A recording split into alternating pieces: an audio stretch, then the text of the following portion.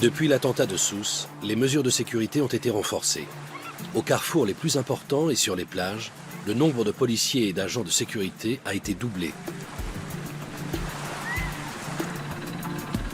Les entrées des hôtels font l'objet de contrôles sévères.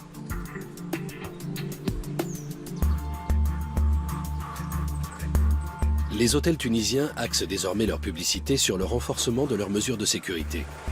Et cela influe directement sur leur taux de remplissage. Tous les grands établissements ont recruté et formé du personnel de sécurité. Bonjour. Bonjour. Ça va? Ça va, merci. Madi Kantaoui conseille les hôtels sur les questions de sécurité. Pour le compte d'une société de Tunis, il vérifie que le nombre de détecteurs de métaux et de caméras est suffisant et qu'ils fonctionnent bien.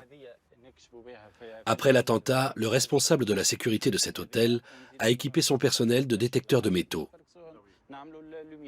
Il a également fait passer le nombre de vigiles de 15 à 22. Maintenant, l'entrée de l'établissement, mais aussi les accès aux plages et aux restaurants, font l'objet de contrôles renforcés. 24 heures sur 24, 16 caméras surveillent les moindres faits et gestes à l'intérieur de l'hôtel. Des caméras supplémentaires sont aussi en cours d'installation sur la plage. Les choses ont beaucoup changé au niveau des directions générales des différents hôtels qui ont pris la décision suivante, c'est renforcer leur équipe de sécurité afin d'assurer donc le minimum de sécurité pour les touristes et pour les institutions, pour les hôtels en bord de mer. Bronzés sous le regard de vigiles lourdement armés. Une perspective à laquelle nous devrons peut-être nous habituer. Je pense aujourd'hui, les choses commencent à revenir, mais pas comme on le souhaite. Mais nous gardons espoir. Nous souhaitons que la situation devienne meilleure.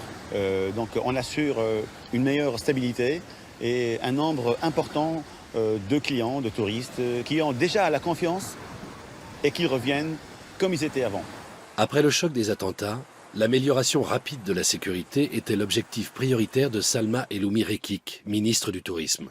La Tunisie compte 11 millions d'habitants, dont un sixième vit des revenus générés par le tourisme. Et nous avons mis en place des systèmes et des procédures de sécurité obligatoires dans les hôtels, dans les restaurants, sur les circuits touristiques, dans les aéroports. Maintenant, nous avons atteint un niveau de sécurité équivalent aux standards internationaux. Bien sûr, le risque zéro n'existe pas. On a vu ce qui s'est passé en France, à Bruxelles et aux États-Unis. Bon, mais heureusement pour nous, 2016, il y a eu une légère reprise. La Tunisie est le seul pays du monde arabo-musulman à avoir effectué une véritable transition démocratique. Mais la liberté s'est accompagnée d'une grave crise économique. Après les émeutes du printemps arabe, le tourisme a connu un premier recul. Les attentats terroristes ont gravement accentué le phénomène. Le taux de chômage est de 15%. Dans les campagnes, seul un jeune sur deux a un emploi.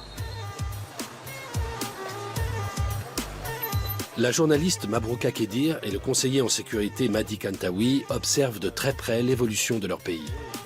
Malgré la crise, ils tirent un bilan positif de la révolution.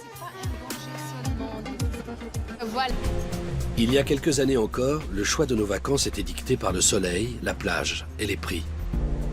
Désormais, un critère nouveau est apparu, la peur du terrorisme. Le temps des vacances insouciantes semble bel et bien révolu.